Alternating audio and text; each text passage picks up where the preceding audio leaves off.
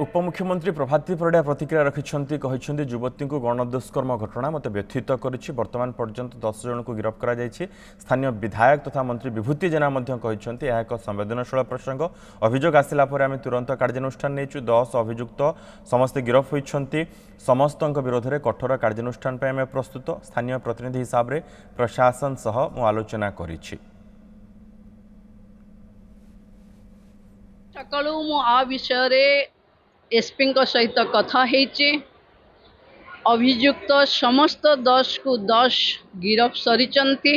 तांको उपरे दृढ़ कार्यानुष्ठान हब एवं आगकू से बेलाभूमि रे केभली एभली घटना न घटे तापाई प्रस्तुत रहिबाको मु पुलिस प्रशासन को निर्देश दे सारिछि।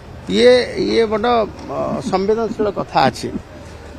गोटे महिला को आज दिन रे गणदुष्कर्म हवा एवं आमे तुरंत मो तरफ जेहेतु मो निर्वाचन मंडली गोपालपुर मो तरफ सरकार तरफ तुरंत 10 को 10 गिरफ हो सारी आम पदक्षेप नहीं सारी किंतु कठोर कठोर जमी कठोर कठोरतम दृष्टांतमूलक कार्यानुष्ठान विरुद्ध हम से विरुद्ध हम यह आमर प्रयास भी रही।